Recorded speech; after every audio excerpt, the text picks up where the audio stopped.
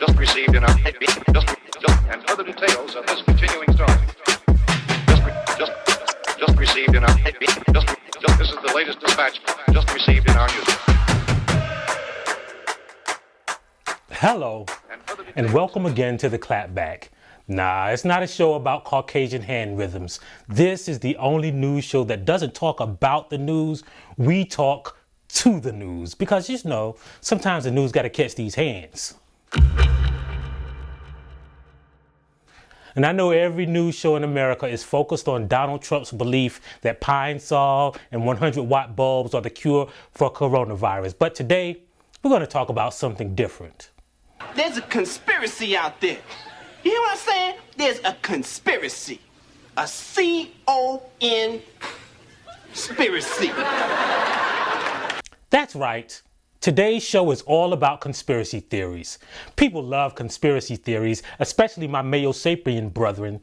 Do you believe that we could never have a Muslim president or never have a Jewish president? We had one. We had a Muslim president for 7.5 years. You believe that President Obama is a Muslim? Absolutely. Is that what you're saying? Absolutely. And that is based on what you feel in your heart? That's what I believe, yeah. And you know what? I have the right to believe that, and you have the right to go against that, but I believe it. Donald Trump was picked by military leaders to run for president as a way to kind of bring down the deep state. They knew for a decade that they were shipping HIV, hepatitis blood out and having it mixed into factor 8 so everyone would get HIV and hepatitis that took it, the hemophiliacs and others. And people came to the Clintons a couple years into it, and he said, and Hillary's like, we're getting paid, I don't care. Man, white people crazy. Ooh, the deep state is gonna get us. Even that wackadoodle Alex Jones, he's made a living off bamboozling gullible white folks to believe anything. I mean, who would support someone so transparently stupid? Well, most viruses are created by the Food and Drug Administration, the Rockefeller World Population Council, nearly every virus. Some of them are used for genocide. Others are used to destabilize economies. I believe this coronavirus was dropped in China by the United States government, okay, to destabilize the Chinese economy. Chinese doctors have presumed that the composition of the melanin in black skin is resistant to the virus. Well, what do you know? Okay, fair point. Aside from our seasoning salt usage, this is one of the many ways that black people and white people are a lot alike. Black people are just as susceptible to conspiracy theories as white people. I mean, a lot of people say that Hoteps ain't nothing but MAGA muffins and kente cloth. And when the coronavirus pandemic first hit the news, there was an astonishing number of black people who believed that melanin made people immune to COVID-19. Or that it was a disease engineered to target black people. Now, I know this might sound crazy to anyone who got past the 10th grade in biology, but noted researcher KT the Arch Degree explained the whole thing. The other thing melanin is known for that everybody recognizes is the fact that when UV is constantly hitting the body, when you got melanin, you could take that UV and use it. How do you use it? The same way when you was back in a deli at the corner store in New York and you would get one of them heroes or them sandwiches real quick, they would take that big hunk of meat and throw it on the deli slice and start slicing in the thin slices so that you could put it on and you could eat it. That's what melanin does with UV energy. It's like a deli slicer. It puts UV on that thing and starts slicing it down in the infrared and blue light and green light and yellow light. Woo! So that you can wrap those lights in and you can use that light and not get damaged by the UV. China is an area that doesn't get any UV. China has over 10,000 5G stations stacked everywhere.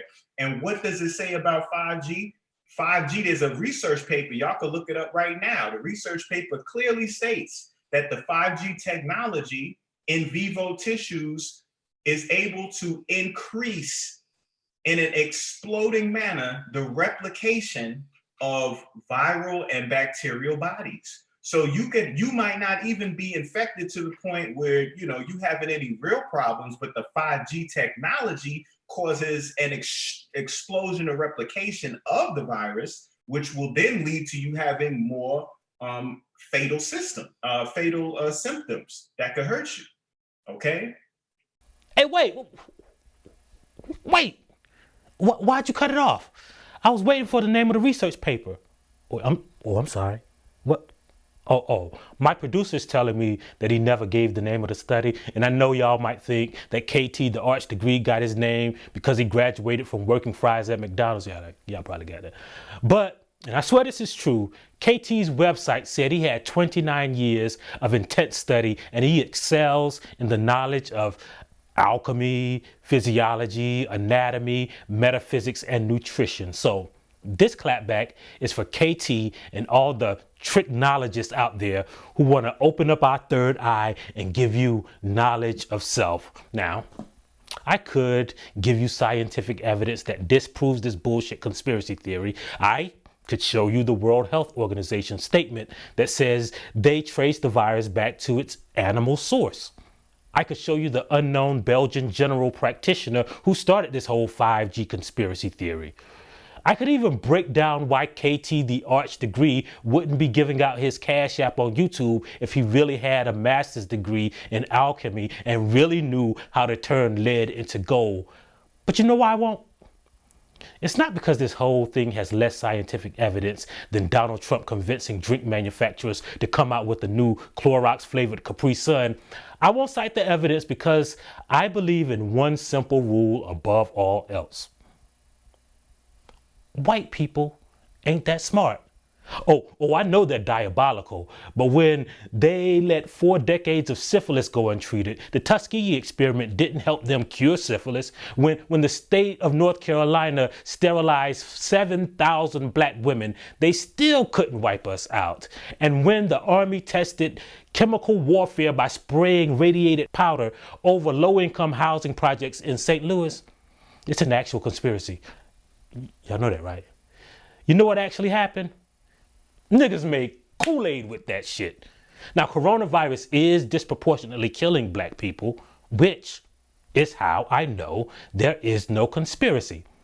I've never met a white person who was significantly smarter or more talented than the average black person. They hounded Obama about his birth certificate for 7 years. You know how dumb you gotta be to not be able to find a nigga named Barack Obama's paperwork in Hawaii? And lest we forget, coronavirus is killing more white people.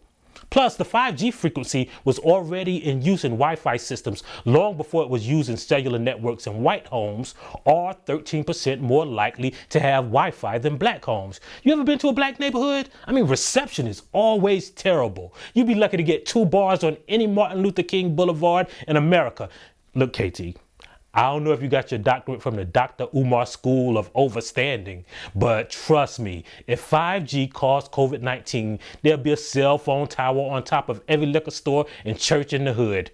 Or they probably just put it in something that only black people like Crown Royal Apple, or Black & Milds, or, washcloths. That's not proof. It's still debatable, but it's a good piece of evidence. You are fake news. Now, if you think those people are crazy, those conspiracy theorists are also the ones who always paranoid because, they out to get us. You know who they is, right? I mean, neither do I. Like, white people call it Big Brother or the Deep State. Black people call it One Time, 12, the Popo, 5-0, the folks, the man. The only reason I stay fresh as hell is because the inimitable philosopher poet Tahid Epps warned me that it was proper attire if the feds were watching. See, white people believe that the government is coming to take their shit all the time, like their guns, their rights, their freedoms. We're wanting to bring the government back to respecting the individual's rights. The rights to free speech, the rights to owning firearms, the rights to privacy. We're wanting all of that returned back to us and not being taken, and we're not willing to compromise about that. There really has never been liberty and justice for all in America. We just hear that, we're taught that, we believe that, but if you're a member of the middle class or the poor and you're charged by a prosecutor or by a policeman with a crime, you won't get liberty and you won't get justice and you won't get a good defense in most cases. Has that gotten worse over your career? Maybe, yes. I'm trying to, I really can't say for sure because I'm just one person. But I would say yes, it's gotten worse, but it has always been bad. The deep state is about government bureaucrats, and it can be on the local level, the state level, and the national level. What's happened? Something's happened in the last 8 years that has not ever happened before in America. And we see it at all levels, that people are getting into the government to change society, to change culture, to transform our nation. Yeah, you saw it. The freest motherfuckers on the planet have a tendency to think that everyone and everything is taking away their freedoms. They believe anyone who can do long division or clap on beat is involved in a conspiracy to take away their freedoms, and contrary to what they always say, they're the ones who are always playing the victim. And now that the coronavirus is oppressing my good Caucasians, they've had enough. We want to go back to work. Time for our state to be opened up. We're tired of not being able to buy the things that we need, go to the hairdressers, get our hair done. It's time to open up.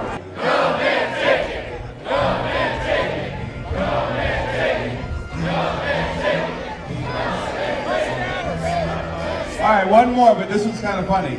You guys remember Jurassic Park? And he's like, If asymptomatic people go back to work, they could infect other people who could die. Okay, that's an interesting hypothesis. It's a fact. Yeah, sure it is. You don't believe that? That's science. That's indisputable. That's interesting. If they're asymptomatic, how do they know that they have it or don't have it? Well, they don't. That's the point. So it's mysterious. So it's just this thing that they're saying. So what, is this all a big conspiracy theory? It's your conspiracy theory. Well, I never. White people like to say, well, I never. Or either they like to say, well, I beg your pardon. Like, have you ever heard a black person say, I beg your pardon? Or here's another one that you never heard a black person say, Jiminy Crickets. Yeah, you know, I speak. I'm bilingual. I speak Caucasian. Anyway, I know you think I'm about to clap back at white people for believing in this bullshit, but I'm not. See, since I clapped back at coronavirus for killing white people last week, then I can prove that I'm not racist by clapping back at this disease for its brutal oppression of my unseasoned brothers and sisters. So listen here, COVID-19, with your racist ass. Come on, man. I mean, leave these white people alone. Look, when I clap back at you for ravaging the black community, I didn't mean for you to start oppressing white people. After all, black people have to deal with health disparities, police brutality, an unfair criminal justice system, and a president whose cabinet contains card-carrying white supremacists. So when you attacked us, it's just one more thing we got to deal with. I'm more afraid of my mama finding out that I forgot to take the chicken out of the freezer than I am this punk-ass coronavirus. Unlike COVID-19, if I forget to take out those wings, I mean, I ain't gonna have no 98% survival rate. But see, man, white people, they can't handle shit like this, bro. Black people endured slavery, Jim Crow, separate but equal, and Taylor Swift remaking an Earth, Wind, and Fire song. And we didn't even shed a tear. But being relegated to a job that only pays 3 times the minimum wage, I mean, no access to Chick-fil-A, 6 weeks of not going to the hair salon. I'm sorry. Sometimes I get a little emotional when I see white people enduring hardship. You know what? I think I'm gonna say a prayer for them.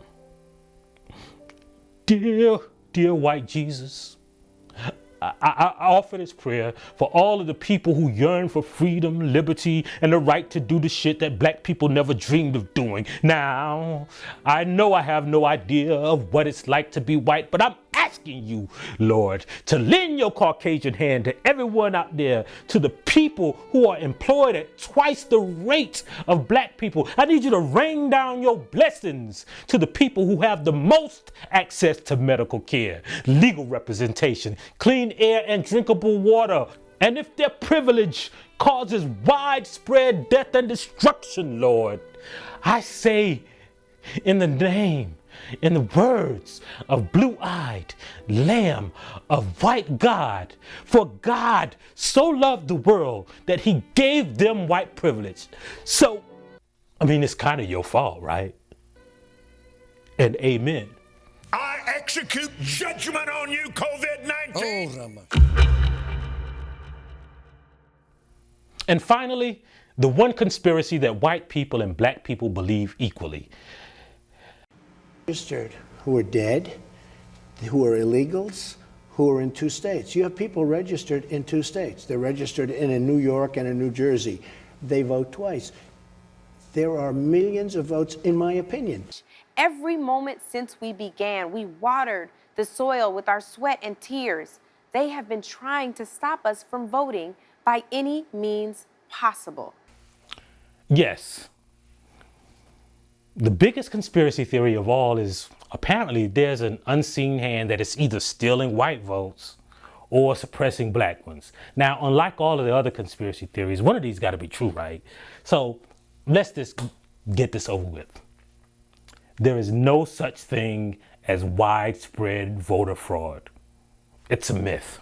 When Richard Hansen, a law professor and author of the 2012 book Voting Wars, looked at 30 years of data in search for of someone changing the outcome of an election, he couldn't find a single instance. And in 2014, a Harvard study put the likely percentage of non-citizens voting at 0. Favorite example is a 2014 nationwide study that compared the chances of in-person voter fraud with the likelihood of someone being abducted by aliens. Now guess which side won? I mean the white side. Like white people, they always win. But why does this myth persist? Why did Trump hire someone like Chris Kobach, whose nickname is the most racist politician in America, which, like, that's a terrible nickname. It's longer than his actual name. But why did Trump hire someone like him to investigate voter fraud? Well, here is where KT the arch genius, the stable genius in the White House, and people who wear American flags as clothing accessories are all right. There is a conspiracy. But I'm right too. There is also no conspiracy. Now I know that sounds crazy, so let me explain it to you by introducing you to someone you probably already know. Stacey Abrams. In 2016, Abrams ran for governor in Georgia against Brian Kemp, who was Secretary of State, so he was in charge of all of the voting machines in the state. Now back then, Georgia kept all of their voting data and all of their election software on a server at Kennesaw State University, which, like, that's so egregiously stupid and insecure that it's almost unheard of. So one night, this guy, he hacked into the system and he downloaded all of the software. He downloaded the voting rolls and everything. Now, luckily, this guy was just trying to demonstrate how stupid and how hackable Georgia's voting system was. But Kemp didn't do anything. Now, it just so happens that a Russian diplomat visited this tiny college just before the 2016 election. National security experts were already warning states that Russia was trying to interfere in the elections. But nobody did anything. And then someone hacked Georgia's voter registration website right before the 2018 midterms. Kemp didn't do anything. Then Kemp purged thousands of voters. And the voters who were purged were disproportionately black. And then during early voting in Georgia, black voters noticed that the voting machines were recording the wrong votes. Kemp still didn't do anything. So on election day, lines in black neighborhoods were unusually long, even though people had already voted in early voting. And many of the voting machines broke down. And you guessed it, Brian Kemp won.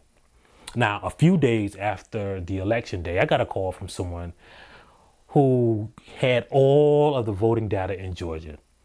And they told me that thousands of votes had mysteriously disappeared. Now, strangely, when we analyzed the data, the disappearing votes only happened in black precincts. So I talked to the best election data analyst in the country, but he couldn't explain it. I talked to a political scientist who knew Georgia like the back of his hand. He couldn't explain it. I even spoke to the most respected voting machine expert in the whole world. And I asked him, how likely is it that this was a simple mistake or a coincidence? And he said, 0%. Now, each one of these experts were familiar with the flaws in Georgia's voting systems, and they were scientists. And because they were scientists, none of them were willing to say that it was a conspiracy. And it probably wasn't. Which is a conspiracy. See, coronavirus disproportionately kills black people because black people are statistically more likely to suffer from the conditions that exacerbate COVID-19. Now, every doctor in America knows there are health disparities in black communities. They know we're less likely to have access to health care and insurance. Politicians even know it. The CDC knows it. So that explains to them why COVID-19 kills more black people. And even though white people and black people use drugs at the same rate, police patrol black neighborhoods more heavily. The average number of police in black protests are almost twice the number at white protests, according to a 2018 study. Cops stop black drivers more, according to like every state that categorizes racial data on police stops. Judges sentence black people to longer sentences than white people, 20% longer. White people are twice as likely to be employed. White people are paid better than blacks who have the same education and experience, according to the Economic Policy Institute. Sociologists know that poor people commit more crimes, which explains the disparities in the criminal justice system. And according to a recent study, people who live in minority neighborhoods wait longer to vote than people in white neighborhoods. People who live in black neighborhoods are more likely to have their votes purged. Voter ID laws prevent more black people from going to the polls. Shorter voting hours prevent working class people from exercising their rights, which, of course, is black people. Black precincts are more likely to have older voting machines and fewer poll workers. What I'm explaining to you is this. Now, you're going to have to excuse me because I'm about to switch to my outside voice, and I really hadn't used it in a long time, but here we go. They don't need no motherfucking 5G to make you sick. They don't need a reason to arrest black people. They don't need no goddamn conspiracy to steal your votes. In a country, I'm sorry, I was using my outside voice, in a country that was built, controlled, and maintained by an all-white power structure since its conception, they don't need a smoke-filled room to kill, incarcerate, or disenfranchise black people because they built a system that already does it. All they have to do is do nothing. So they don't. Not a single person with power stepped in and improved Georgia's voting system. There is not a hospital system in America trying to eliminate healthcare disparities. How many cops you ever seen speaking out against police brutality? How many judges have you ever seen take a stand against over-sentencing? Why not? You mean to tell me there isn't a single one in existence? Well, let me ask you this. How come they all silent? How many places have you ever been in your life where they had like a moment of silence and it was just there wasn't at least one dickwad whispering to his homeboy? How can it be that everyone is doing nothing? Here's your answer. Because silence is a conspiracy too. The reason inequality exists is not because of all the white people who hate the black people. It exists because of all the white people who do nothing and all the people with power who do nothing. How come the freedom and liberty motherfuckers don't show up at Black Lives Matter rallies? You think the lady with the two-tone hair was incensed about voter suppression You thought that flag face mask guy was upset about Trayvon? Nope. Because they don't give a damn about liberty and justice for all. They don't even love America. They only care about themselves, so they do nothing. That, my friend, is the biggest conspiracy of them all. Until next week, may the clapback be with you all. Amen. Just received in our this is the latest dispatch just received in our newsroom.